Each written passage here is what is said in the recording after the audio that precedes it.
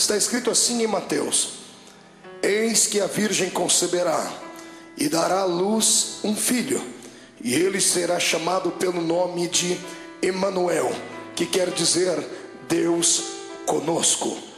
Primeira epístola de São Paulo aos Coríntios, capítulo de número 3 e o versículo de número 16.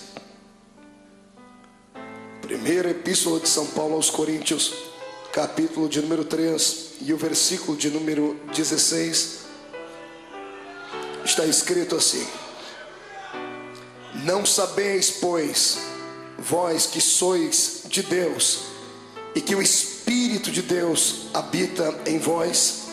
Se alguém destruir o santuário de Deus, Deus o destruirá, porque o santuário de Deus, que sois vós, é sagrado. Feche a Bíblia, coloque na cadeira, pegue na mão da pessoa mais bonita do seu lado. Se não tiver ninguém bonito aí, se atreva a vir pegar na minha mão aqui. Atravesse a faixa de Gaza, pegue na mão da pessoa que está do outro lado. Aperte a mão da pessoa com carinho até ele falar aleluia. Pentecostal que não faz barulho está com defeito de fabricação. Vieram ao lugar certo nessa noite. Vieram à olaria de Deus. Feche os olhos e vamos orar. Pai das luzes, nós te exaltamos, nós te glorificamos. Te exaltamos porque o Senhor é grande. Te glorificamos porque o Senhor é tremendo. Nós estamos na sua presença porque tu és forte. O ser humano precisa de uma figura, Senhor, poderosa em quem ele possa se espelhar. Por isso nós nos espelhamos na sua majestade. Tu és o monarca dos monarcas. Por isso adentramos este santuário em busca de um milagre nesta noite. E eu tenho certeza que o milagre já está pronto, estampado na mão dos seus anjos, que daqui a pouco descerão sobre este lugar e entregarão na mesa do seu povo aquilo que eles carecem e necessitam. Antes de começar a pregar ao Pai, eu lhe faço os dois pedidos que costumeiramente faço.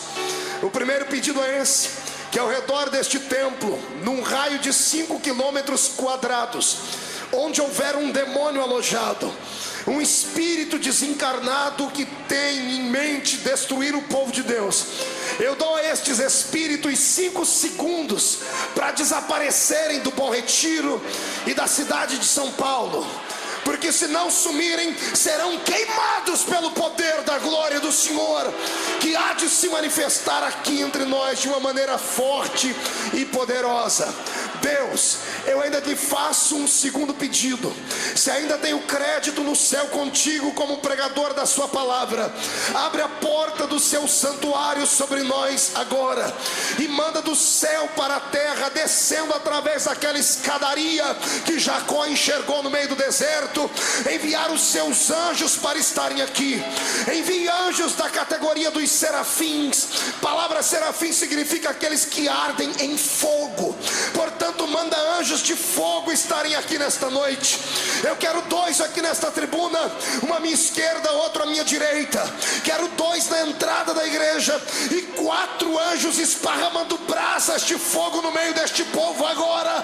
E onde houver um crente batizado com o Espírito Santo, renova ele, Senhor, mas renova com muita autoridade.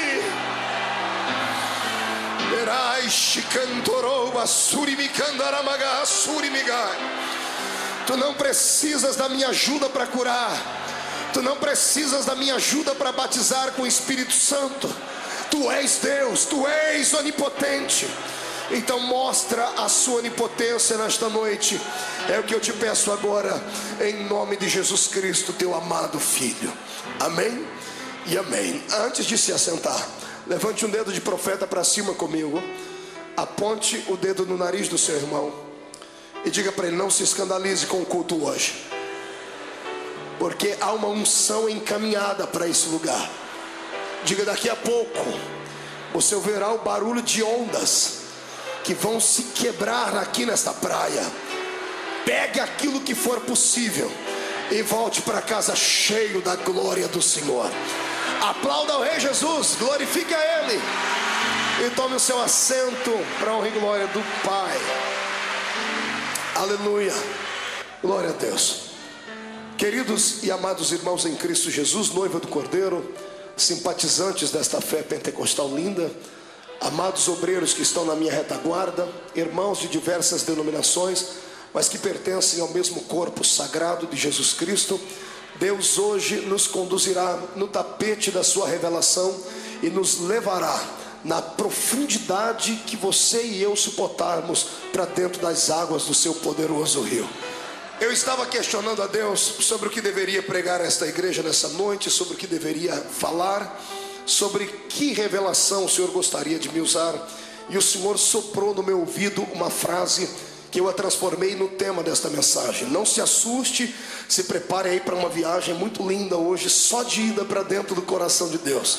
O título da mensagem é esse: Deus dentro do barro. Diga para o seu irmão: Deus dentro do barro. Pergunte para ele: é possível? Dê mais um grito de glória a Deus para eu continuar a pregar. Pois bem, amados em Cristo Jesus, eu li 2 textos da Bíblia. O primeiro texto no livro de Mateus, que traz a recordação à memória de uma profética que saiu da boca do profeta messiânico, que era Isaías. Isaías era um homem que tinha intimidade com Deus. Sempre tento explicar isso àqueles que me ouvem, que o profeta não era um homem comum.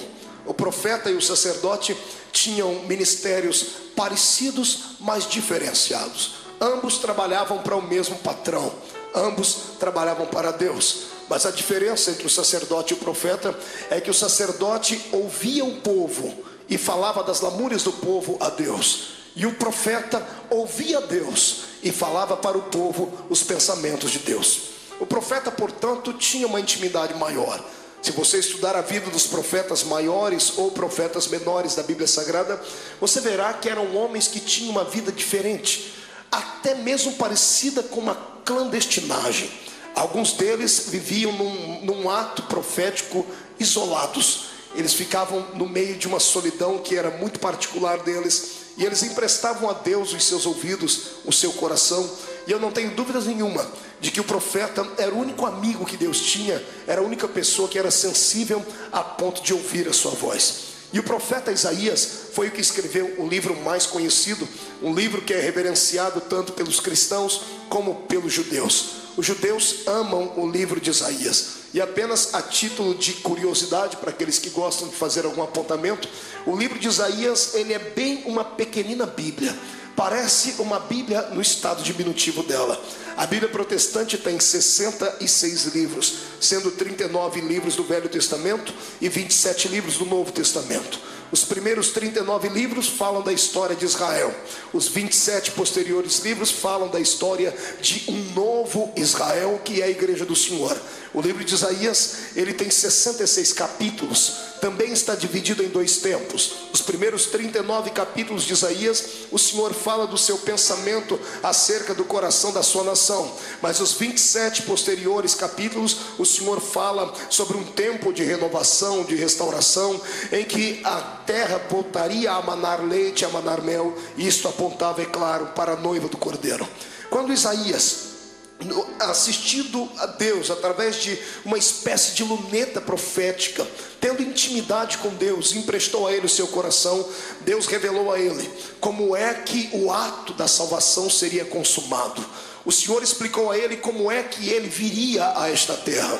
Todos nós sabemos, ou pelo menos deveríamos saber, que a terra é um reino dos homens. O Senhor criou Adão, colocou ele no Éden, e após ter criado, o Senhor deu a ele uma palavra de autorização máxima, uma palavra imperativa. O Senhor disse a ele: dominai a terra e sujeitai-a. Quando Deus disse a Adão: sujeitai a terra e dominai-a, o Senhor estava arrancando da terra os seus firmamentos e dizendo: a terra é um reino do homem, porque ela é um reino material. Só pode reinar na terra ou sobre a terra aqueles que têm um corpo físico. todo e qualquer espírito desencarnado está de maneira legal, simplesmente proibidos de estarem aqui neste mundo. Nenhum espírito desencarnado tem legitimidade para habitar nesta terra. Juridicamente falando, a terra pertence ao ser humano, pertence a mim e pertence a você. O problema é que muitos de nós não conhecem esta verdade, por isso vivemos e levamos uma vida aquém da realidade e vivemos uma vida subhumana. Mas depois que você ouvir esta mensagem hoje, você vai pisar na terra e vai acreditar que onde a planta do seu pé pisar, o Senhor dará a você por herança. Quem acredita nisso, erga a mão para cima e dê um grito de glórias ao nome do Senhor Jesus. A terra então pertencia a nós, aos seres humanos. E o que aconteceu na história? Aconteceu que Satanás encontrou uma maneira de entrar na terra. Ele habitava no reino do céu, foi expulso lá de cima, e a terra também não era dele, porque Deus fez para nós. Eu quero hoje dizer aqui uma palavra que eu quero que você nunca mais esqueça. Satanás é um pobretão, ele é um miserável, é um pé rapado. Satanás não tem nem onde cair vivo quando lá morto. Todas as vezes que você ver ele prometer alguma coisa para alguém, escreva isso nas tábuas do seu coração: ele é o pai da mentira. Estando ele no deserto, esperou Jesus ficar fraco da mente e do corpo depois de 40 dias de jejum, e o infeliz chegou diante de Jesus e disse: se tu dobrares o joelho e me adorares, eu te dou todos os reinos do mundo. Eu imagino Jesus dando só uma olhadinha de olho, de canto de olho, para ele dizer: vai me dar o que se você não tem nada? Eu sou o dono do ouro, sou o dono da prata, sou o dono do universo. Dá para entender isso? Então eu quero que você entenda que Satanás, ele se apossou de coisas que você tem e que não pertencem a ele, só estão na mão dele porque você não sabia da autoridade que tinha. Depois dessa noite você vai ver que Deus pode habitar dentro da sua vida. Você vai resgatar tudo aquilo que te foi roubado. Eu profetizo em nome de Jesus que virá com juro, com correção monetária, e todos os demônios que perturbam a sua vida vão ter que começar a arrumar as malas já, comprar uma passagem lá para os quintos dos infernos, porque a terra lhe será dada. Quem acredita nisso, explode a alma adorando ao Senhor. Ouça-me. Sabendo Deus e sabendo o diabo que a terra pertencia ao homem, Satanás arrumou uma maneira legal de entrar aqui. E o que é que ele fez? Se apossou de um corpo. Nós sabemos que para entrar no Éden, ele não podia entrar em espírito, porque a terra era do homem. Para entrar no Éden e enganar Eva, ele teve que se apossar do corpo de uma serpente. A primeira sessão espírita de encarnação do mundo foi ali. Ele se apossou do corpo da serpente, enganou ela, tomou conta da mente dela, e ele se fez legal na terra, porque a terra é um reino material. Enganou Eva, que enganou Adão, que tentou enganar a Deus, e foi aquele chororô lá dentro do Éden. Acontecendo isso, o que é que fica? Como fica o projeto inicial de Deus? Como ficou então os pensamentos do Altíssimo? Satanás dava gargalhadas pelo canto do Éden, dizendo: eu consegui destruir os pensamentos de Deus. O infeliz só se esqueceu de uma coisa: que Deus não é criatura, Deus é criador. Amados, aqui eu tenho uma revelação linda para lhe dar. Deus sabia de tudo o que ia acontecer, e se ele permitiu que acontecesse, era para que o seu projeto fosse maior, fosse mais engrandecido. Eu quero que os demônios que estiverem porventura aí de ovelha em pé tentando ouvir, saibam que nós cremos que Deus está no controle de tudo. Deus sabe o que acontece. Cada coisa que acontece na minha vida e na sua é permissão dele. Ou ele permite ou ele manda. Na vida do crente, Satanás não pode meter o dedão dele, porque ele está impossibilitado. Eu e você somos propriedade exclusiva de Jesus Cristo. Todas as vezes que Satanás tenta se aproximar de ti, ele vê uma faixa invisível no seu peito: propriedade de Jesus, aqui ninguém toca. É por isso que você tem que adorar ao Mestre. Pois bem, sabendo disso, Deus já havia arquitetado todo o plano, todo o projeto. Eva está chorando num canto, Adão está com aquela cara de boi sonso no outro, a serpente está lá, jururu, e o diabo morrendo de dar risada. E Deus chega no Éden. Deus poderia ter interferido, mas Ele não interferiu por causa da sua palavra. Deixa-me lhe dizer uma coisa e que fique isso bem claro. Se tem uma coisa que Deus não pode fazer, é bulinar com aquilo que Ele deixou escrito.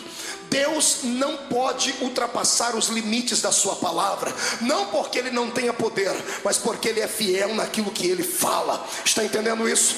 Deus não interferiu naquele momento ali, porque Ele próprio se sujeitou à lei que Ele estabeleceu. A terra era um reino material, era um reino do homem, só o homem estava legal aqui. O diabo entrou pela janela, ele não entrou pela porta, ele entrou pela janela, ele arrumou um subterfúgio e entrou na terra no corpo de uma serpente. O dia em que Deus entra pelo Éden e descobre toda aquela situação, e vê Eva chorando, vê Adão chorando, vê a serpente caminhando por ali, subindo em cima das árvores, e o diabo rindo, Deus chega e diz a eles o que foi que aconteceu, e todos nós sabemos a história. Adão confessa, dizendo, mas antes de confessar ele jogou a culpa na mulher ainda para ajudar, e depois Deus olhou para toda a situação, começou a interferir naquele momento.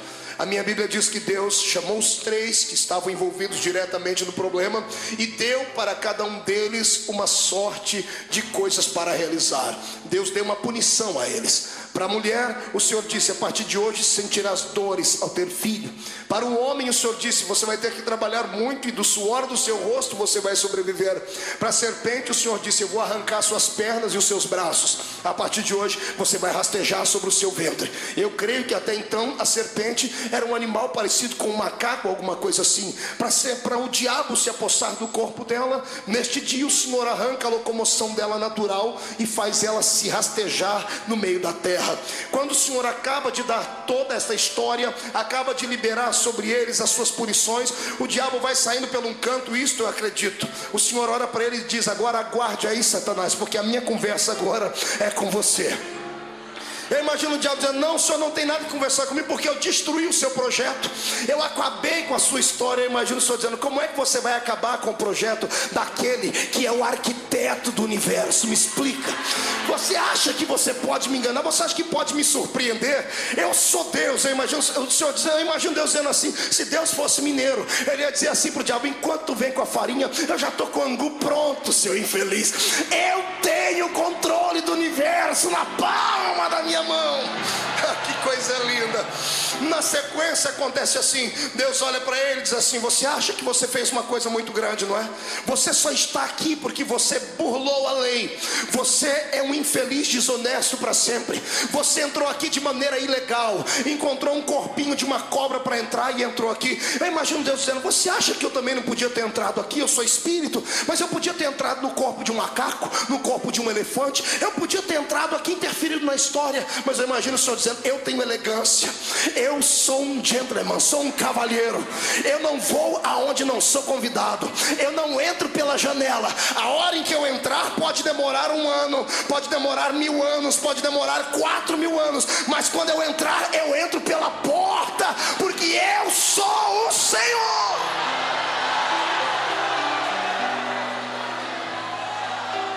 Eu creio que o diabo não, o que o senhor quer dizer com isso? Eu imagino Deus dizendo, eu vou dizer o que é que eu quero dizer. Eva, vem cá. Lá está Eva gritando, chorando, esperneando. Deus, agora não adianta mais, para de chorar, vem cá. Para de chorar, vem cá, agora não adianta mais. Adão, limpa os olhos da sua mulher. Está lá os dois, moadinhos num canto, e Deus olhando para o diabo dizendo, olhe para cá, Satanás. Foi essa mulher que você tentou, não foi? Foi ela que você destruiu? Pois bem, Eva, vem cá. Eu imagino meu Deus colocando a mão no ventre dela. Aleluia. E dizendo, eu não entro pela janela, eu vou entrar pela porta. O meu espírito não cabe dentro de um animal irracional. A hora que eu entrar vai ter que ser dentro de alguém que é racional. Da semente dela vai nascer um. Eu vou estar dentro do corpo dele, e então vou esmagar a sua cabeça, porque você não pode nada.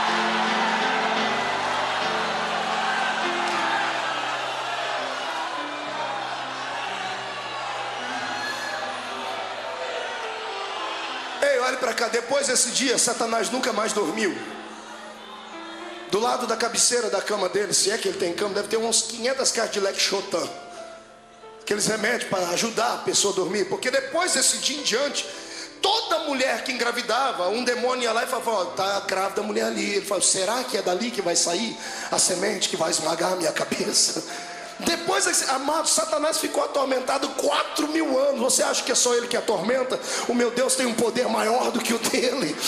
Ele não dormiu, ele não conversou, não bebeu água, não se alimentou direito durante 4.000 anos, porque todas as vezes que uma mulher ficava grávida, um demônio chegava: mais uma engravidou ali. E eu imagino: fique lá do lado dela e vê se essa criança que vai nascer é diferente.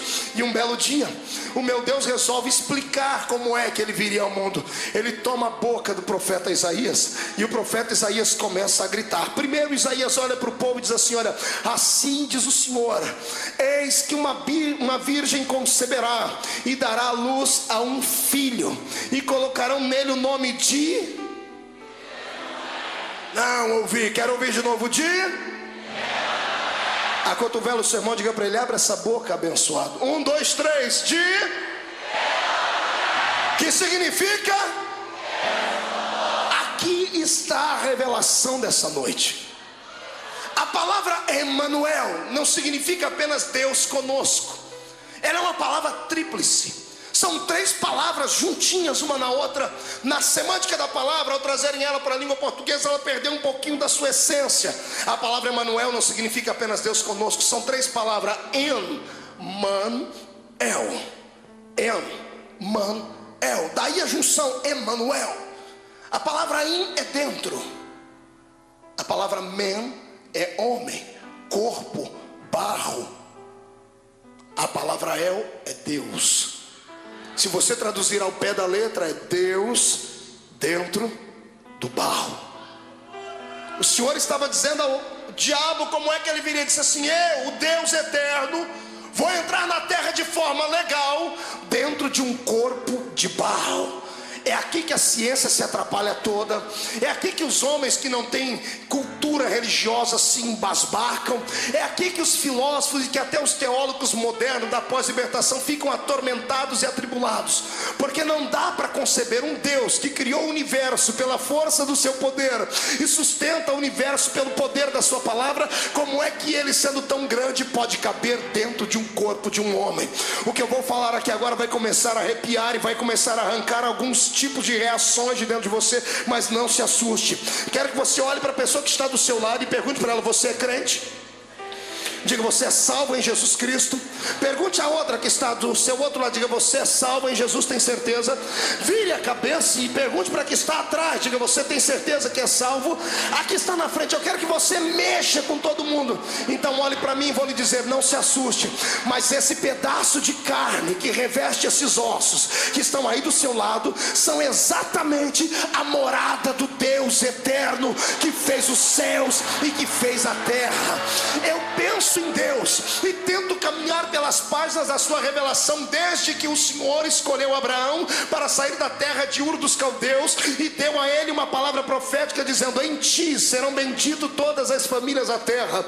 Quando o Senhor faz esta promessa e a nação começa a crescer na terra, passamos pelo nosso irmão José, que fez um bom trabalho no Egito, mas o faraó que se levanta depois da morte de José não sabia nada sobre a aliança judaica entre os judeus e os egípcios. Então ele começa a oprimir a nação de Israel. Centenas de anos Israel fica aprisionado dentro do deserto, dentro do Egito, até que o Senhor levanta um libertador que era Moisés. Quando Moisés atua como um grande ministro de Deus, como um interlocutor do céu à terra, liberando sobre o Egito aquelas pragas pela unção de Deus. Quando ele tira o povo lá do meio do Egito e caminha com eles a Canaã, passando por dentro do Mar Vermelho, quando eles estão no meio do deserto, já caminhando com o Senhor há algum tempo, os céus percebem que o povo encontrou uma dificuldade para adorar a Deus. O Deus que Abraão adorava, ele adorava em espírito. Ele fazia com Deus um ponto de encontro em todo e qualquer lugar. Mas a nação de Israel passou muito tempo dentro do Egito. Os anos que eles passaram lá, dezenas até centenas de anos, fez com que Israel trouxesse sobre eles um pouquinho do sentimento dos egípcios. Israel só conseguia adorar aquilo que eles viam. Assim como os egípcios adoravam a deuses como o deus Anubis, que era metade homem e metade cachorro, assim como eles adoravam a deusa Íris, a deusa Ísis e outros pseudos deuses do mundo antigo, eles tinham templos, gigantescos templos, como eram até mesmo as pirâmides onde eram enterrados os faraós, que eram tidos como deuses, como uma linhagem divina.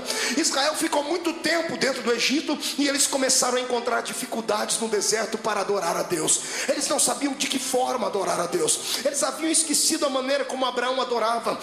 Abraão era um crente que, se estivesse no século 21, ele seria muito bem posto aqui, porque onde a alma dele carecia, ali ele fazia um altar para adorar a Deus. O crente inteligente tem que entender que ele não pode adorar a Deus somente dentro do templo, porque o templo, muitos templos não estão abertos 24 horas por dia, e o homem moderno trabalha muitos dias no meio da semana, e às vezes somente um dia por semana viemos à igreja. Nós não podemos esperar chegar na igreja para adorar a Deus.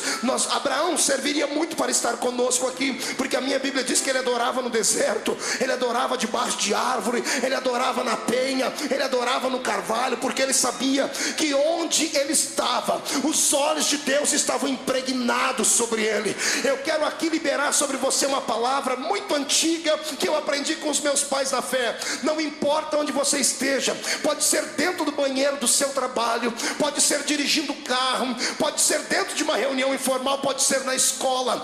Há uma porta aberta no céu diante de você. Se você dobrar o joelho no meio do deserto, ou melhor, reclinar o corpo cansado, não tiver um travesseiro para reclinar a cabeça, e colocar uma pedra sobre a sua cabeça, ou melhor, sobre a sua cabeça, e começar a chorar e a falar com Deus, fique tranquilo, uma porta se abrirá no céu, uma escadaria vai chegar diante de você, anjos subirão e descerão ao seu lado, porque você não é natural, você não é comum. Por isso nós não precisamos da ajuda de nenhum tipo de pseudo santo. Eu não preciso da ajuda de São Jorge, nem do cavalo dele, não preciso da ajuda da Santa Biroqueta do Norte, não preciso da ajuda de Cosme e Damião, não preciso da ajuda de Ibegi ou Molu, não preciso da ajuda de Zé Pilintra, Zé Pilantra, Chucaveira. Eu tenho acesso direto com aquele que fez os céus e a terra. Você está entendendo? É por isso que você é crente. Abra sua mente, transcenda nessa noite. Você não é natural, mas nesta época Israel se esqueceu de como adorava a Deus. E sabe o que é que Deus fez? Deus teve que dar uma ajudazinha a eles. O Senhor teve que ajudá-los a adorar. O Senhor chama Moisés para uma conversa. Eu imagino Moisés dizendo: Pai, o povo tem dificuldade em te adorar. Eles só conseguem adorar aquilo que eles veem. Eles precisam de um ponto de encontro contigo. Aí o Senhor dá a Moisés então as coordenadas do tabernáculo, sobre o qual nós pregamos na semana passada aqui neste lugar. O tabernáculo era um templo móvel, era um templo desmontável. Eles montavam e desmontavam. A nuvem da glória do Senhor era quem dizia para onde o templo deveria ir ou para onde o templo deveria não ir. A nuvem parava, o templo parava, a nação parava e erguia um templo. A nuvem começava a se mover, desmontava o templo e levavam embora. Este foi o primeiro santuário que houve aqui para que o povo de Deus pudesse adorar.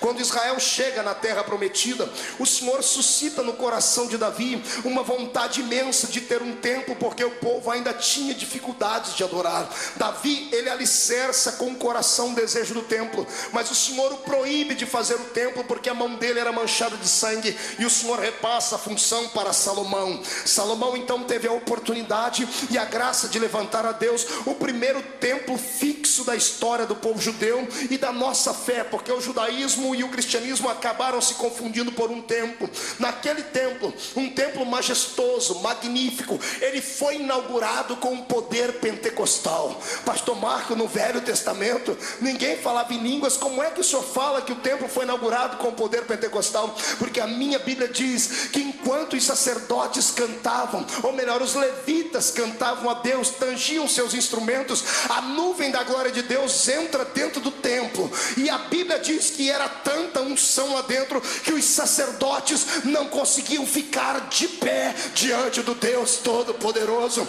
Aleluia. Um templo só presta quando a presença de Deus está dentro dele. O que eu conheço de igrejas por aí que são belas, são bonitas, são catedrais, milhares e milhares de reais gastos com oferta dos crentes, com exploração de alguns, e você entra lá dentro, é pompa, é magnitude, são cores belas, cheio de informática, o som é de primeira, mas infelizmente a graça de Deus não está mais lá dentro. Você entra lá dentro frio e sai congelado. O pastor lá é muito bem preparado em ciências, em humanas, em exatas, sabe muito bem falar vários idiomas, conhece a teologia de cor e salteado. Quando ele fala, enche a sua cabeça, mas quando ele fala, não toca o coração. Templos que são parecidos com o santuário de Salomão são grandes, mas não tem aquela graça lá dentro. Em contrapartida, eu conheço igrejas pequeninas, conheço igrejas tão simples que nem um som desse caberia lá dentro. São cenáculos, não são belos como o santuário de Salomão, mas para entrar lá dentro você tem que tirar o sapato, porque é terra santa. A graça, a glória do Senhor está dentro daquele lugar. A minha vontade e o meu desejo era que a igreja do Senhor regressasse um pouquinho no tempo, para voltarmos a fazer como a igreja fazia. Hoje ainda eu ouvi uma reclamação de uma ovelha que dizia: pastor, eu congrego numa grande igreja, mas sinto falta do afago do pastor. Pastor é para pastorear ovelha.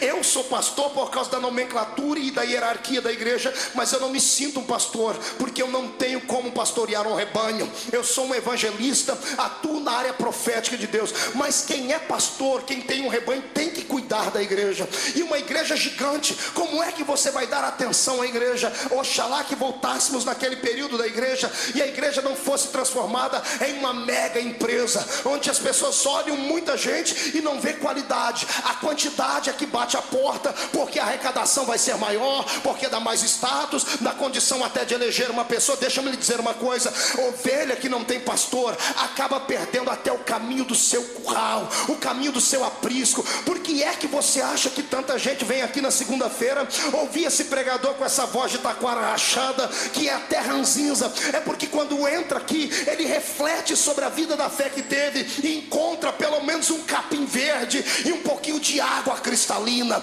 Eu quero que você entenda e comece a orar pela sua igreja. Não quero que a igreja deixe de crescer, não quero que a igreja não seja grande como esta aqui. Você precisa que toda a sua igreja, o ministério tem que entender que ovelha tem que ser pastoreada. Nós não devemos olhar para a igreja e ver nela apenas como uma fonte de renda para nós. Devemos olhar para a igreja e sentir por ela o amor que Jesus Cristo sentia. Uma vez tentaram transformar Jesus em popstar, tentaram transformar Jesus em artista. Jesus estava pregando, umas mulheres começaram a gritar, queriam que seus filhos fossem abençoados. Os discípulos não queriam, deixavam falar para as mulheres: parem de gritar, não atormentem Jesus. Jesus parou e disse: o que é que está acontecendo aqui? As mulheres querem te importunar. Jesus disse assim: ó, shut up, calem a boca, ninguém aqui quer me importunar não. Essas mulheres querem serem abençoadas. Para isso eu existo, para isso eu vim aqui. Eu sou o pastor que dá a vida pelas suas ovelhas. Trazem as mulheres aqui, abraçou-as, beijou-as. Este é o exemplo fiel e digno do pastor de ovelhas. Se você tem um pastor que é estrela, se você tem um pastor que não lhe dá atenção, comece a orar para Jesus consertar o coração dele, porque ele vai ter que dar conta da sua alma diante de Deus, vai ter que mostrar a Jesus o que é que ele está fazendo. Eu quero que você entenda que o santuário de Deus não é uma casa de espetáculos, não é uma casa de shows. Aqui é um aprisco. As palavras que eu falo tem que fazer sentido, as palavras que saem daqui tem que mudar vida, tem que trocar. Se você tem estado na sua igreja, a palavra entra aqui e sai por aqui, comece a orar. Você está à beira de morrer espiritualmente. Eu creio em ressurreição. Eu profetizo que haverá uma mudança nos púlpitos da igreja. Profetizo que a oração dessa igreja trará de volta a verdadeira vontade de sentirmos a glória do Senhor. Será que eu tenho alguém que acredita nisso aqui, que pode erguer a mão para cima e dar um belo grito de glória a Deus?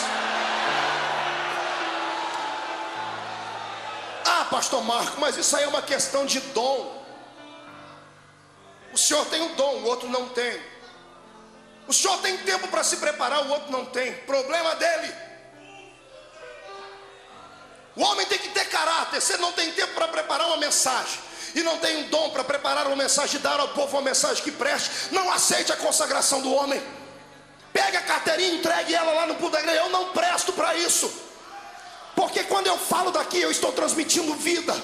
Eu conheço gente que entra na igreja debilitado e sai aleijado, porque não tem graça. Aí sabe o que os crentes fazem? Vão ter que fazer hora extra na igreja dos outros. Sai daqui, vai fazer hora extra na igreja universal, vai fazer a corrente não sei do que ali, vai lá na igreja Jesus Cristo foi ali e já volta. O crente fica parecendo um chuchu, onde vai pega o gosto. Jesus Cristo quer lhe dar hoje uma essência de graça, uma palavra revelada na autoridade.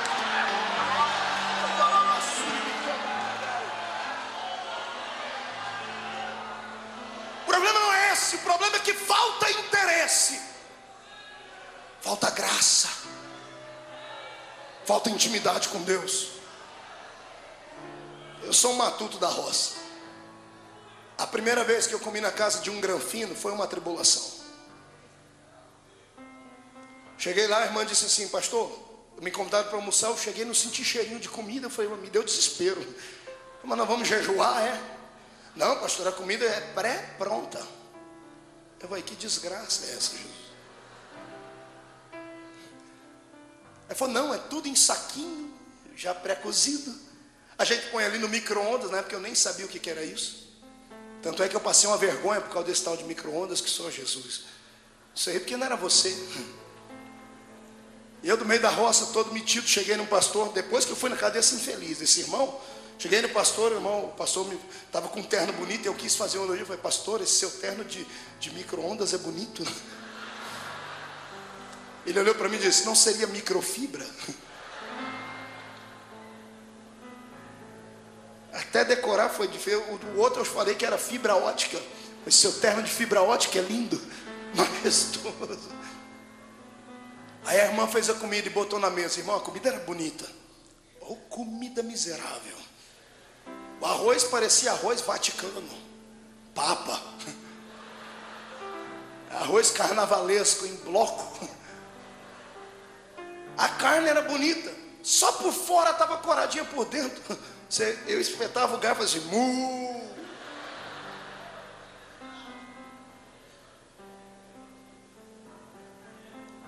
Aí eu comi, né? Não tinha outra coisa para comer. Na hora de dormir, fui dobrar meu joelho, fui orar. Eu agradecendo a Deus, o Espírito Santo veio falar comigo, porque ele também, ele sabe que eu sou matuto. Ele veio falar comigo, e aí, gostou da comida? Eu falei, desceu.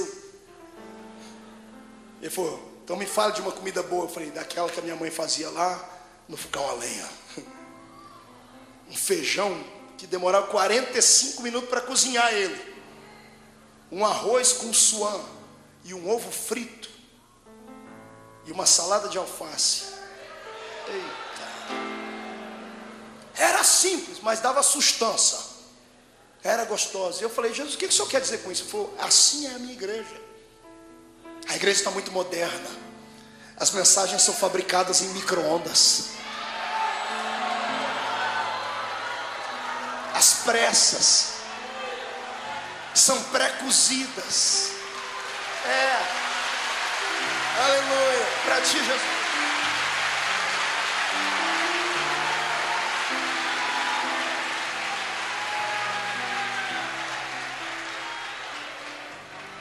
Feita de qualquer jeito, como se a igreja fosse qualquer uma. Você não sabe o temor que eu tenho quando subo aqui. Até hoje, depois de pregar já em milhares de lugares, milhares de igrejas, todas as vezes que eu venho para o culto, os meus amigos que me acompanham sabem disso, me dá um frio na barriga, eu fico tenso. Eu digo, Deus, o que eu vou falar à sua igreja? Porque quando eu olho para cá, eu não vejo homens e mulheres, eu vejo uma noiva ataviada, que precisa estar bem alimentada, corada para encontrar um noivo. Agora cá para nós, fala para mim como é que está na sua igreja. Os crentes estão anêmicos, as pessoas estão vazias, precisam de uma transfusão de sangue urgente. É por isso que está escambando tudo para o lado da liberalidade descontrolada. Vale tudo.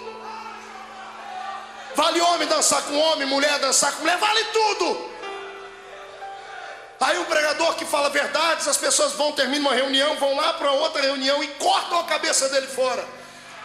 Tem que falar e falar aquilo que as pessoas querem ouvir. Vieram falar comigo, eu disse aqui semana passada, você tem que mudar o seu jeito, tem que ser mais light. Eu falei, light é Satanás. A igreja precisa de uma coisa que levante ela.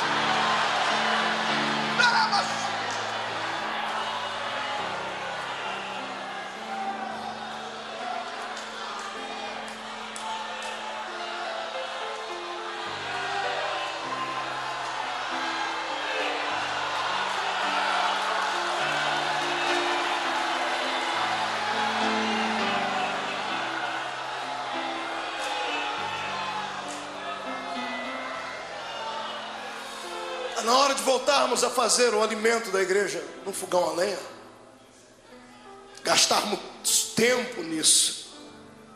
Pastor, a igreja não precisa de uma comida nova. Não, a igreja precisa de uma comida antiga, mas com tempero novo, sabe?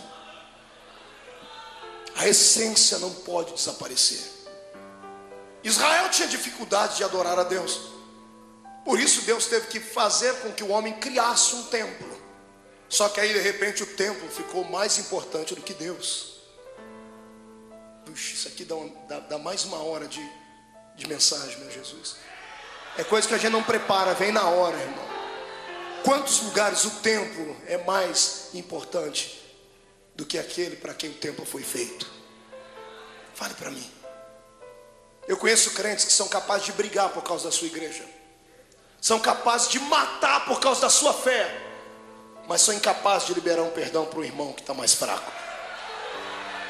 São incapazes de estender a mão para aquele que está caído.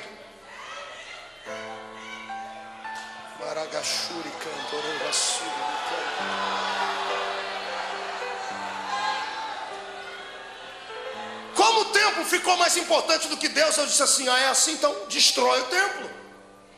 E o templo de Jerusalém já foi destruído por várias vezes. Do templo de Salomão, chegamos no templo de Zorobabel, que era um pouquinho menor, não tinha tanta graça, não tinha tanta glória. Mas o Senhor disse que se houvesse simplicidade no coração deles, a glória do segundo templo seria maior. Não a glória da estrutura, não do ouro, não da prata, não do marfim, mas a essência que habita dentro dele, entende? No templo de Zorobabel, chegamos no templo de Herodes, magnífico. E o meu Jesus passou lá perto, e os judeus batiam no peito e diziam, nós temos um templo para adorar a Deus. Jesus disse assim, olha, destruam este templo, e em 3 dias eu vou reconstruir ele. Eles quiseram matar Jesus por causa disso, e eles nem sabiam que Jesus não estava falando daquele templo. Jesus estava falando do maior templo que Deus havia feito.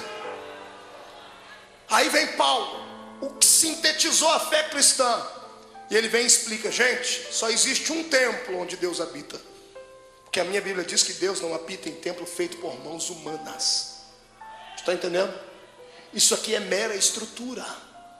Só existe um templo onde Deus habita, e não é o grande templo da Igreja Universal no Rio de Janeiro, lá na suburbana. Não é o magnífico templo que a Deus de Amor acabou de construir aqui. Não é um templo gigantesco de Cuiabá, dado à Assembleia de Deus para 22.500 pessoas sentadas.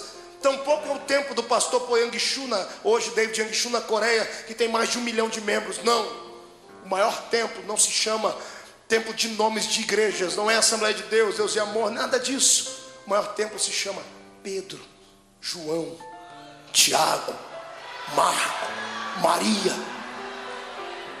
Você está diante de um templo de Deus, olha aí, você vai ver. Estou vendo templos de Deus aqui. E a nuvem da glória vai começar a descer, porque Deus habita dentro de templos de barro. Deus está dentro do templo de barro. E para Ele habitar aqui custou muito caro, senhoras e senhores, muito caro. O homem, quando foi criado, ele foi criado já para ser um templo, só que ele acabou pecando. Quando ele acaba pecando, a minha Bíblia diz que o Senhor chamou Noé e disse, o meu espírito não vai ficar mais com o homem. Gênesis 6, 7, 8. O Senhor tirou o Espírito Santo da terra e levou ele para o céu. E de lá para cá foi uma investida tremenda. Todo homem sem o Espírito Santo era um animal, era uma coisa horrível. Nós temos Nimrod, o poderoso caçador diante de Deus. Lemos a história dele nos escritos dos judeus. Descobrimos que ele matou a mãe, casou com ela. Ou melhor, matou o pai, casou com a mãe e teve filhos com ela. Cercamos a história dos homens e descobrimos que o homem sem o Espírito Santo, sem Deus dentro dele, ele tem um símbolo: um porco, um suíno. Porque o suíno é um dos poucos tipos de animais, um porco, que não tem articulação no pescoço. Você nunca vai ver um porco olhar para cima, só para a terra, só no meio de podridão. Assim é um homem sem Deus dentro dele. Será que tem algum crente desse jeito do seu lado? Gente que vive mascarado, só porque colocou um terninho comprado ali no Vem Que Tem, só porque tem uma carteirinha comprada, porque hoje até consagração se compra, só porque a irmã tem um cabelo comprido que vai até lá no pé, só porque a pessoa está aí do seu lado, pensa que pode enganar Deus. Quando Deus olha do céu para a terra, Ele não enxerga a gente por fora, Ele enxerga a gente por dentro.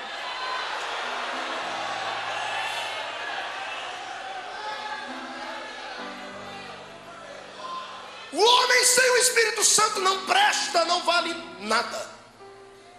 É um porco. Pastor, se o símbolo do homem sem Deus é um porco, qual é o símbolo do homem com Deus? Solta o cinto para voar comigo. Uma águia. O homem com Deus dentro dele é como uma águia. Tem força nas asas para voar mais alto do que qualquer pessoa. Tem autoridade para atravessar uma tempestade. Tem visão para enxergar qualquer coisa a quilômetros. E outra, é rei, tem o seu reino, impera e ninguém pode derrubá-lo. Será que tem algum crente águia aqui no meio? Deixa eu ver. Aqueles crentes que tem Deus dentro de si, por gentileza, tire o pé do chão para adorar a esse Deus.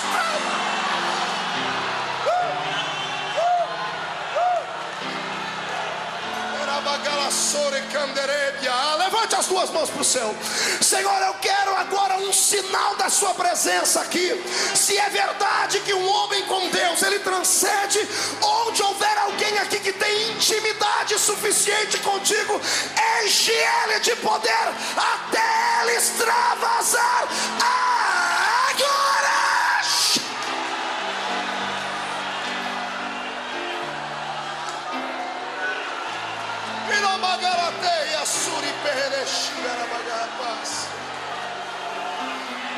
Eu quero ouvir o barulho dos pentecostais.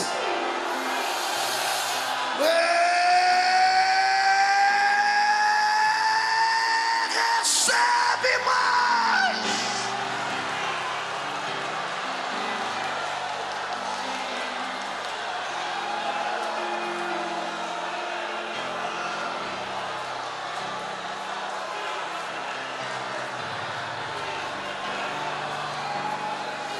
Levante a mão direita para cima. Coloque ela no ombro do seu irmão, por gentileza. Agarre ele pelo ombro. Chacoalhe ele até ele ficar irritado. E diga para ele: escute aqui, cidadão. Se a partir de hoje eu ver você lamuriar, achar que é mais fraco do que qualquer um, ficar com espírito de galinha da Angola, que só sabe falar: tô fraco, tô fraco, tô fraco. Diga: eu vou lhe dar um cascudo na cabeça. Diga: porque Deus, diga: eu estou falando Deus, habita dentro de você. Deus habita dentro de você.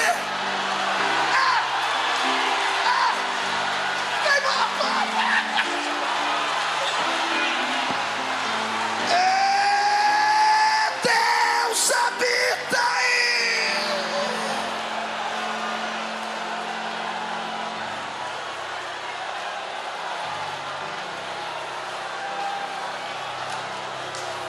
Estou ouvindo barulho de espadas.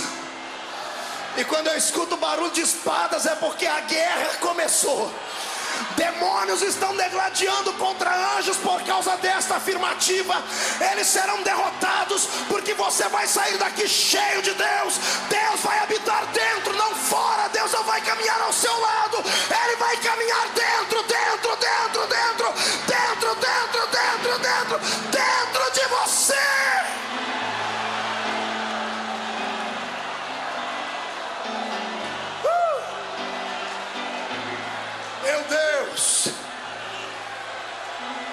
Por gentileza, tome o seu assento.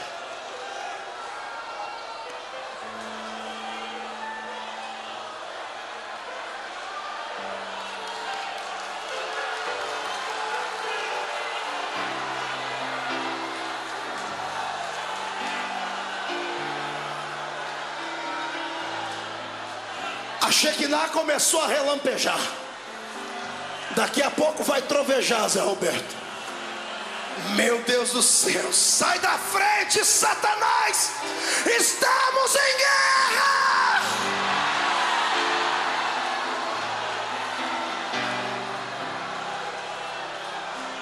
Agora olhe para o seu irmão e diga assim: está gostando? Diga então, prepare o lombo, porque vamos apanhar agora.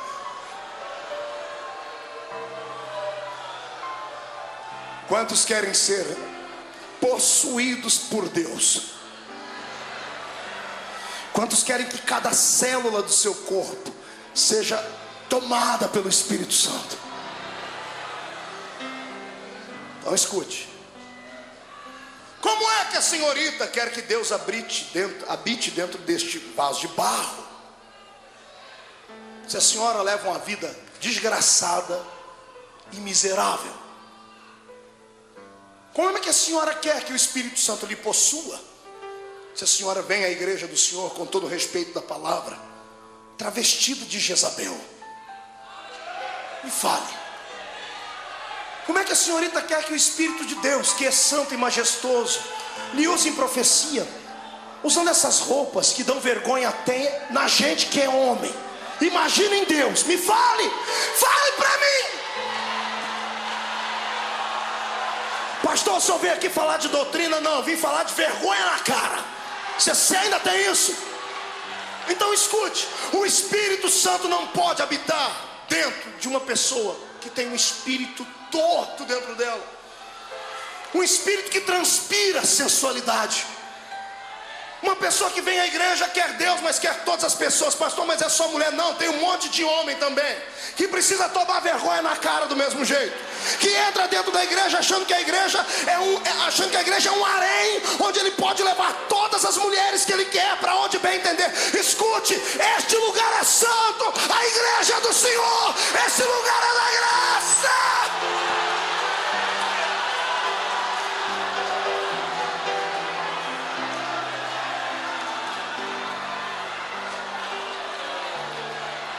Ô pastor, mas o meu pastor disse para mim que Jesus quer apenas o coração. O seu pastor é um irresponsável. E pode mandar ele vir falar comigo, que eu sustento o que eu estou dizendo aqui. É um irresponsável. Porque se Jesus quisesse só o coração, ele tinha feito você só um coraçãozinho andando pela terra. Jesus não é açougueiro. Jesus não é cardiologista para querer só o coração. Ele fez você completo, pés, para poder dançar na presença dele, mãos, para poder aplaudir e glorificá-lo, boca, para poder dar rajadas de glórias, e olhos para contemplarem a sua majestade. Quem serve é o mesmo Deus que eu, dê a ele o melhor que tem.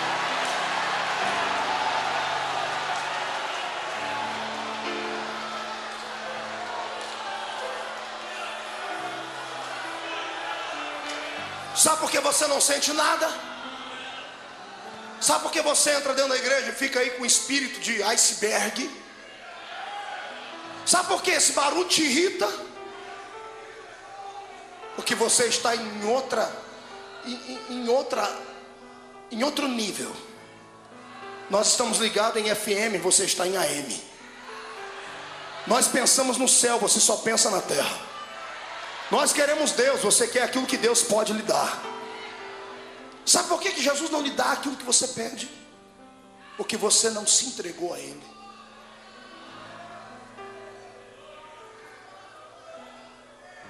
A única coisa gratuita que temos na igreja, eu prego isso sempre, é a salvação.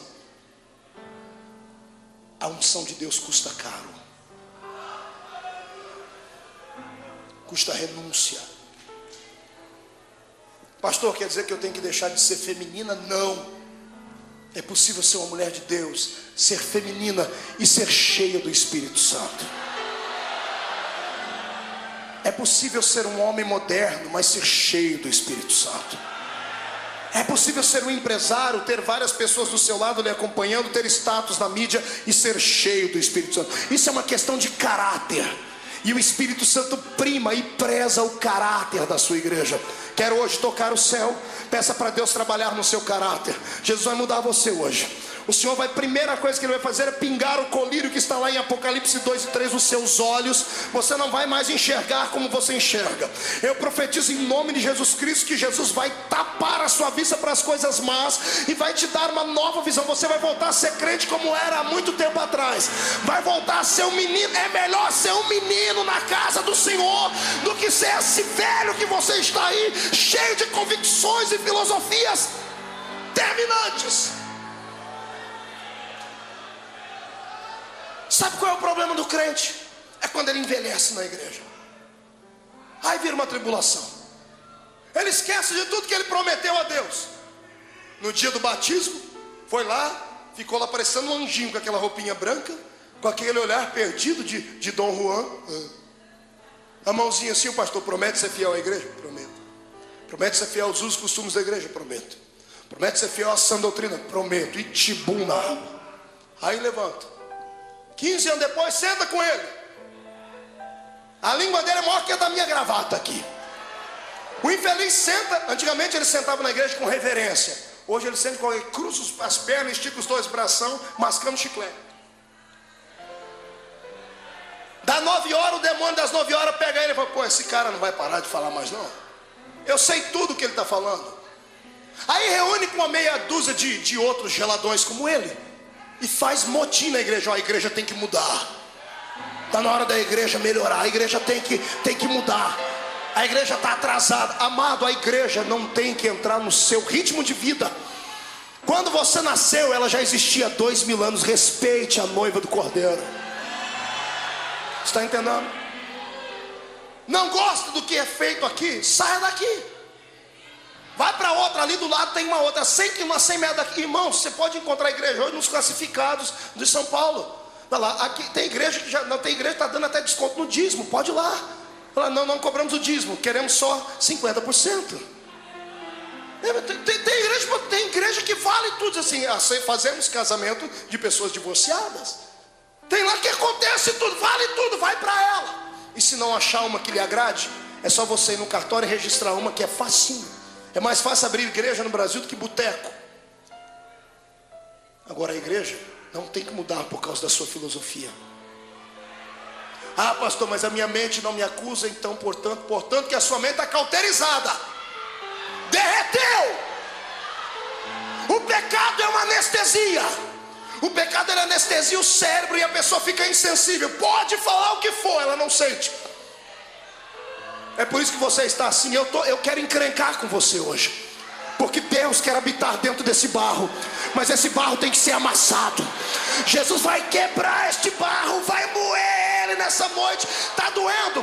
Parabéns, é sinal que você está vivo. Duro é esse que está do seu lado aí, parecendo um Frankenstein. Parece que está vivo, mas não tem sensibilidade. Jesus, pega ele! Jesus, pega ele!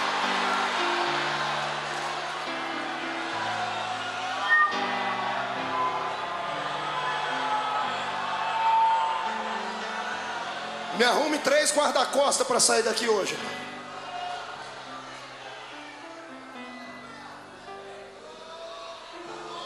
Quer que Deus habite dentro de você? Limpe a casa. Pastor, mas o meu coração... Aí vem um outro. Irmãos, eu queria que vocês lessem os e-mails que eu recebo. Eu já contei aqui que eu recebi um e-mail um dia que eu liguei para o indivíduo que ele me deu o endereço dele. Não é quebrar o pescoço dele, mas na fé, sabe, na graça. E orar para Jesus ressuscitar ele depois, é claro. Ele mandou um e-mail assim: pastor, ore por mim porque eu sou muito fraco. E eu mandei outro para ele: por que você é fraco? Só acredito que todo dia quando termina o culto eu pego a minha noiva, minha namorada, coloco ela no carro, e na hora de ir para casa, pastor, a gente passa perto do motel, o diabo puxa um volante para o motel.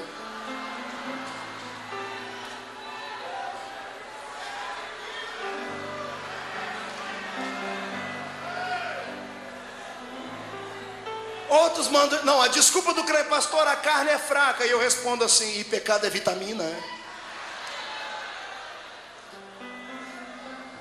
Você é fraco aí peca para ficar forte, é isso? Há coisinha ruim. Nessa noite Jesus quer te dar mais, mas Ele não pode ir além dos limites impostos. Meu Deus não toca em coisa morta, a não ser que Ele queira ressuscitar. Ele quer fazer de você um grande homem, uma grande mulher, mas você tem que mudar de vida. Tem que estabelecer princípios. Tem que levar as coisas certas. Não podemos vomitar no prato que comemos e nem destruir a fé que nos foi ensinada por aqueles que passaram a vida toda levando uma vida diferente. Tem alguns excessos? Tem, mas excessos que podem ser relevados, mas não apostatar da fé. Não. Quando o cristianismo protestante entrou no Brasil, a igreja era uma. Não estou falando de placas denominacionais. A unidade era uma, porque o sofrimento atraía uma igreja a outra e todos trabalhavam juntos. Quando a igreja cresceu, ela se dividiu em 5 igrejas. Quer marcar aí? Dos lados opostos, nós temos de um lado aqui uma igreja que é anarquista. No lado oposto dela temos uma igreja fanática. Nenhuma das duas presta para Deus, porque a fanática faz misérias no nome de Deus, e a anarquista faz misérias usando o nome de Deus. Eu vi uma mulher um dia na televisão e eu senti nojo, náuseas. Uma grande líder evangélica do Brasil. Uma certa jornalista perguntou para ela: o que é Deus para você? Ela disse: Deus é uma coisinha gostosinha.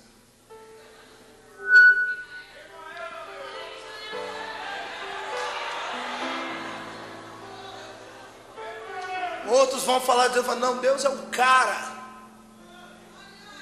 Tenha respeito. Vá falar isso para um juiz. Vá com o estilo de roupa que você usa para vir à igreja na frente de um juiz, para ver o que ele faz com você. Temos mais respeito diante de homens do que diante do Senhor. É por isso que a igreja está vazia da sua graça. Mas Ele vai mudar essa situação. Ah, se vai. Duas coisas vai acontecer com o pastor Marco aqui no Bom Retiro. Ou esse culto vai prolongar por mais uns 10 anos, ou daqui a pouco vão me tirar ele por causa que eu estou falando coisas aqui. Mas eu acredito que vai prevalecer a primeira história. Enquanto o Senhor me der graça e saúde, tiver gente querendo ouvir, nós vamos falar sobre isso. Poder e responsabilidade. Deus pode habitar no corpo de barro, mas o barro tem que ser trabalhado. Quem quer ser trabalhado por Deus, que dê um grito de aleluia.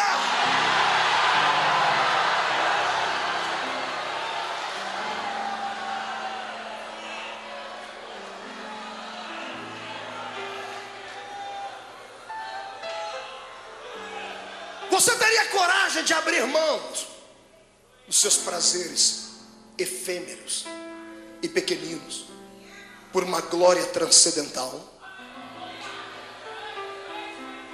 A minha Bíblia diz no livro de Hebreus que pela fé Moisés, sendo homem já feito, quando a Bíblia diz que ele era homem já feito, é porque a mente dele já podia raciocinar.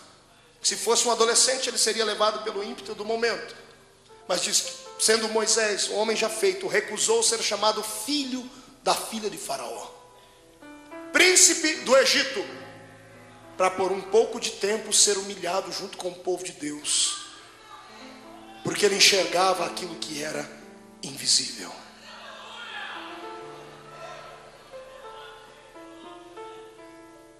Quanto você está disposto a deixar para que Deus lhe use? Meu corpo está arrepiado aqui.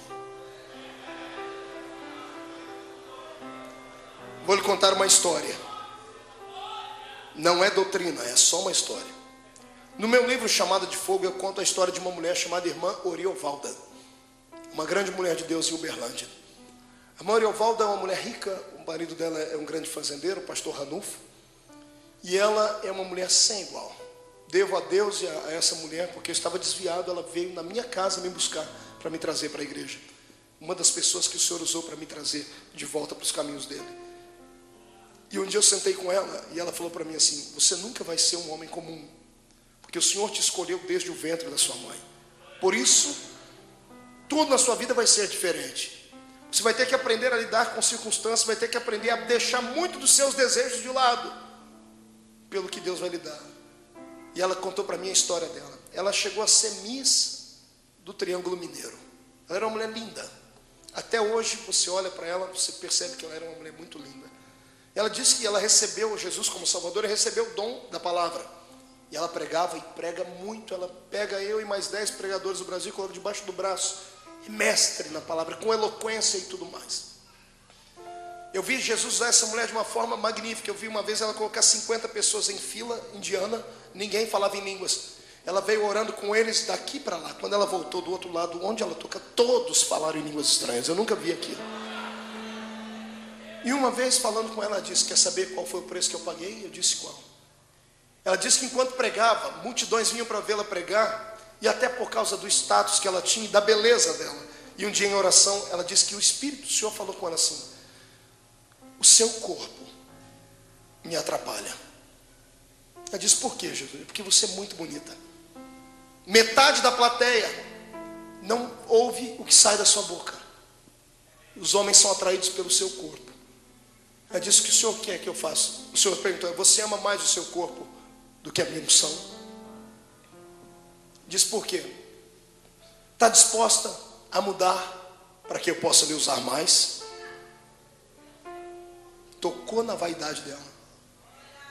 Ela disse que ficou 60 dias orando, ficou atormentada, não dormia de noite. Ela brigava com Deus, porque tudo que ela amava era o corpo. Disse: Deus, mas... E o Senhor falou, Deus disse para ela: não vou lhe obrigar. É uma opção sua, estou lhe pedindo.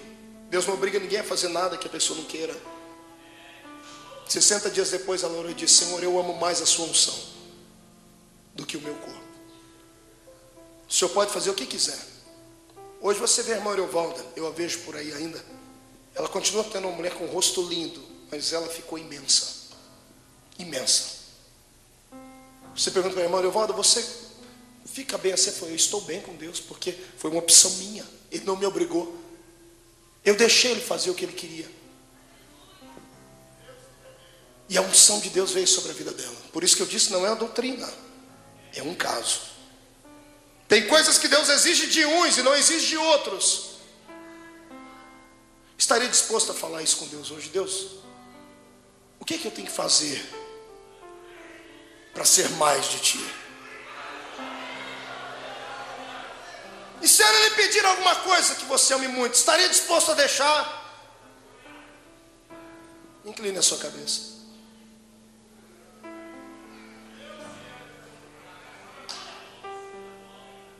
Diga a Deus até onde você está disposto a ir com Ele, para que Ele lhe dê essa unção.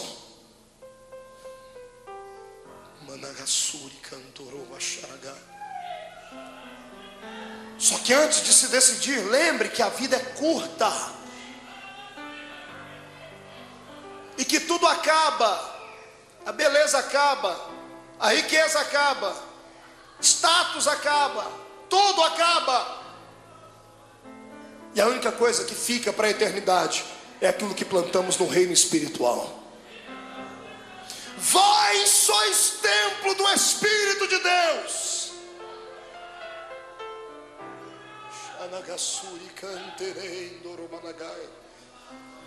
Pastor Marco, doeu agora. Eu estou vendo gente chorar. Chora mesmo. A resposta das suas indagações está aqui. Você não tem pedido para Deus falar com você, por que Ele não lhe usa, por que Ele não te dá? Ele está falando hoje. Não queria ouvir? Escute. O Senhor quer possuir a sua alma. Ele quer que o seu corpo seja um tabernáculo andante na terra. Ele quer que cada parte do seu corpo seja transformada em átrio, lugar santo e lugar santo dos santos. Ele quer um sacrifício no seu coração, sendo o altar divino. Os seus olhos são a candeia do seu corpo. Deus quer hoje envolver você numa dimensão de autoridade que você jamais viu na terra. Levante a cabeça, respira fundo e dá um glória a Deus.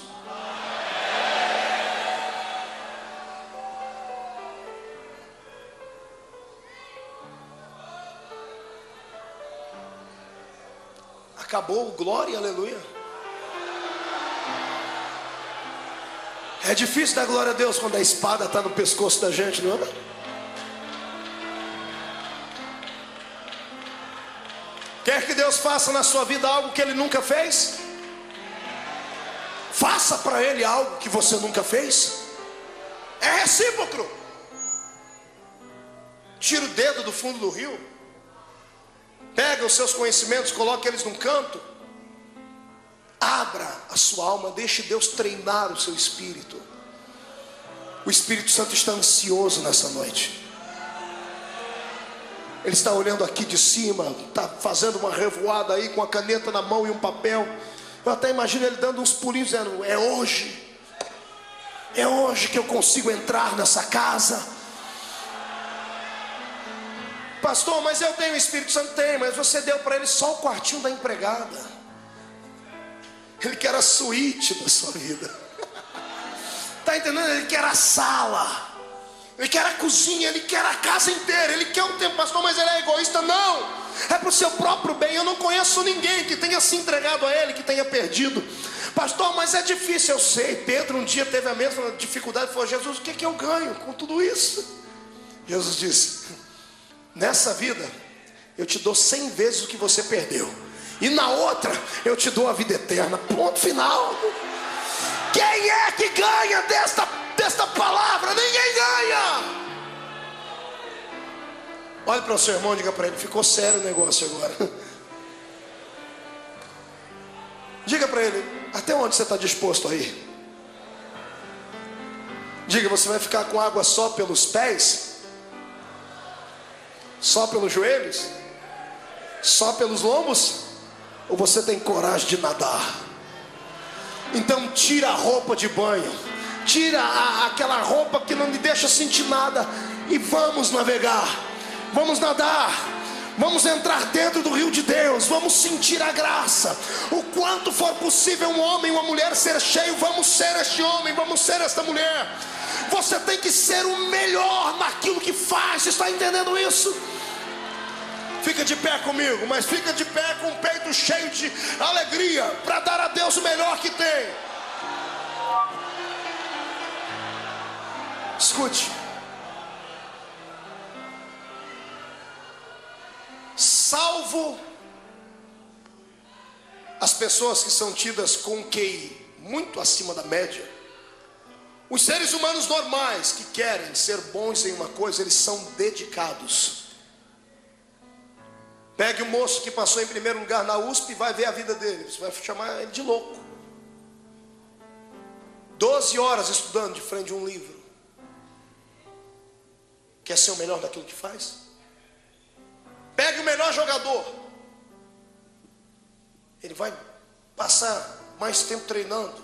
E toda pessoa que hoje canta, está aí no meio secular, eles já cantam, mas estão lá fazendo um cursinho de voz. Se você quer ser o melhor com Deus, você tem que treinar o seu espírito. Eu estou lhe fazendo uma proposta nessa noite que ninguém nunca lhe fez. Eu estou pedindo para você abrir a porta da sua vida e deixar o Espírito Santo possuí-la. Sabe o que significa Emanuel? Deus dentro do barro. Pastor, por que Deus precisa entrar dentro desse meu corpo? Porque a terra é sua. E Ele não vai entrar aqui e tomar ela de você, não. Ele vai te ajudar a expulsar os demônios daqui. Os demônios vão estar andando pelas ruas e quando olhar para você não vão ver carcaça, vão ver quem está dentro de você. Por que tem algumas pessoas que são diferentes, pastor? Por causa disso. É só isso. Está entendendo? É só isso. Perguntar para mim: pastor, o senhor jejua quanto tempo por dia? O senhor fica quantos meses de jejum escondido? Eu falo: não é isso. Não é o ato exterior, é aquilo que o coração deseja. Desde menino eu disse: Deus, eu quero o quanto for possível receber de ti. Quer ser uma pessoa assim? Fecha os olhos. Meu Deus. Feche os olhos. Eu sinto a presença de Deus aqui. Toque aqui. aquele hino para mim que nós tocamos semana passada, não sei se você tá... Vai chover. Vai chover. Alguém toca ele? Fecha os olhos. Mas não pare de tocar, não pare de tocar. Toque para mim. Eu quero que saia do lugar aí agora. Todo homem e toda mulher que está cansado de levar uma vida à beira da glória, sempre a um passo da unção. Gente que quer mais e que tem coragem de pagar o preço, que tem coragem de fazer Deus presente dentro do seu vaso. Saia do seu lugar e vem aqui. Vejo uma pequena nuvem do tamanho da mão de um homem, mas este é o sinal que a sua chuva vai descer. Eu vejo uma pequena nuvem do tamanho da mão de um homem, mas este é o sinal que a sua chuva vai descer. Vai chover, vai chover. Abra as comportas. Abra as comportas do céu. Vai chover, vai chover. Abra as comportas do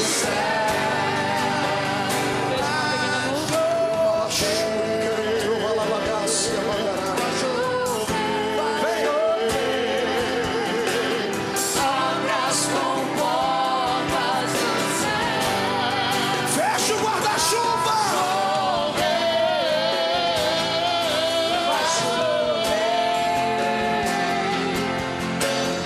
Abra as comportas do céu. Se pedimos, Jesus virá como chuva. Venha.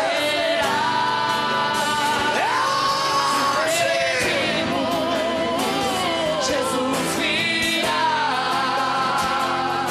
Fecha os olhos, adora a Deus. Adora o Senhor. Então chame por Ele. Vai chover. Abra as comportas, Senhor. Abra as comportas do céu. Derrama sobre o teu povo, Pai. Oh, aleluia. Vai chover. Abra as comportas do céu. Verachuri cantoro basuri me candara managarra série me Quero que você agora pegue no braço do seu irmão, pegue no braço da sua irmã.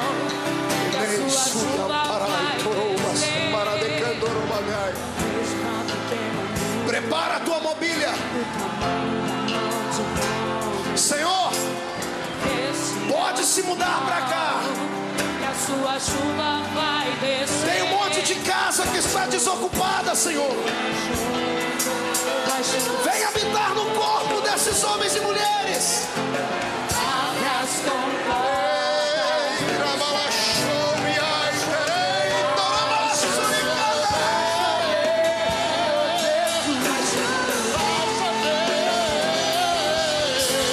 Abra as comportas do céu. Vai chover. Vai chover. Abra as comportas do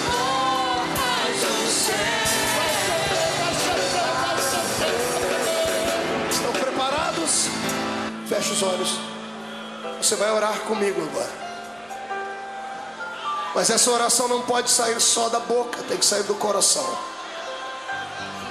Feche os olhos e diga comigo: Deus, a minha casa é sua. Eu lhe peço perdão, porque às vezes não lhe dei todos os cômodos dela. Mas não foi porque eu não queria.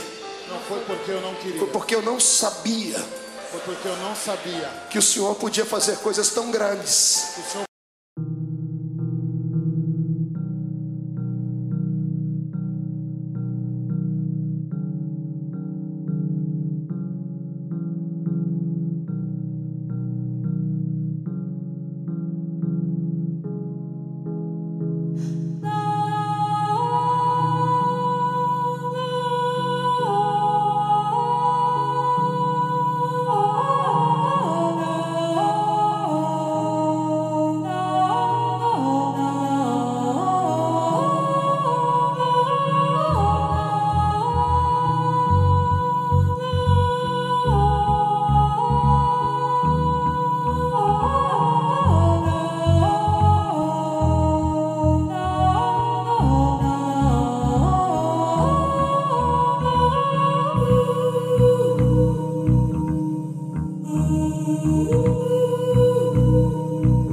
podia fazer coisas tão Deus, nesta noite, eu lhe dou liberdade para esvaziar a minha casa daquilo que não presta.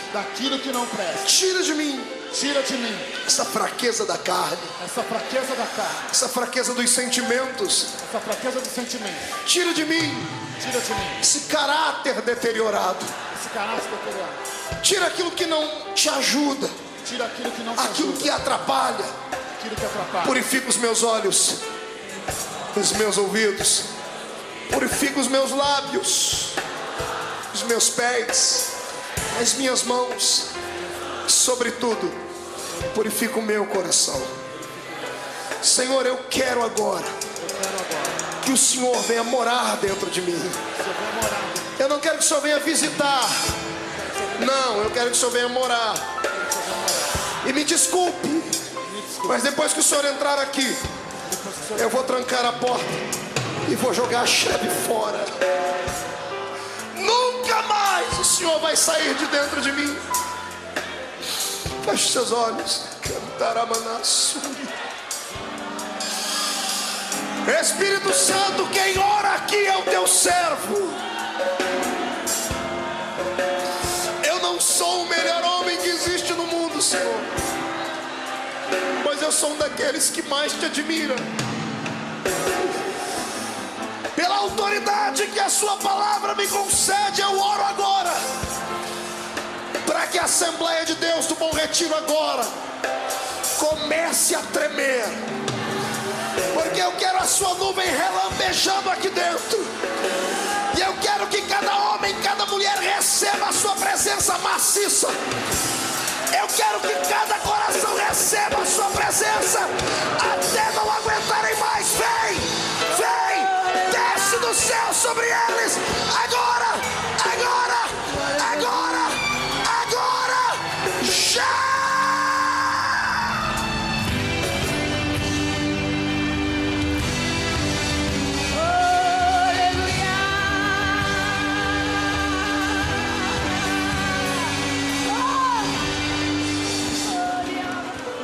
Jesus disse: eu vos dei poder para pisar sobre serpentes e escorpiões.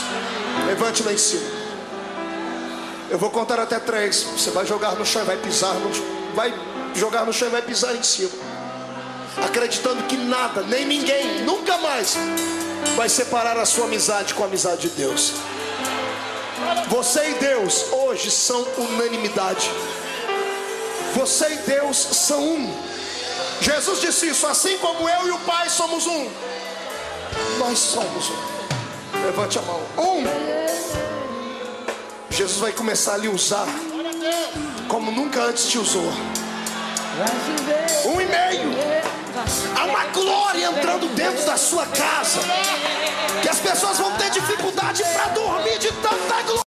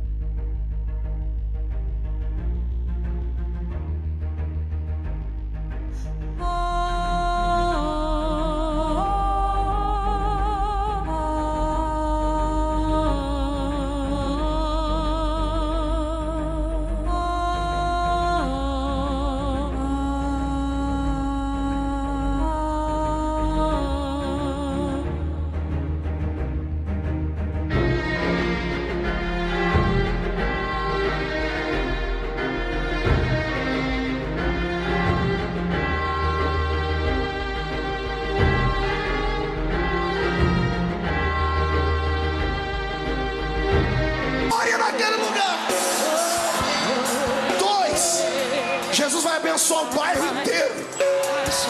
2,5, onde a planta do seu pé pisar, o Senhor vai lhe entregar. 3, jogue no chão, pisa em cima.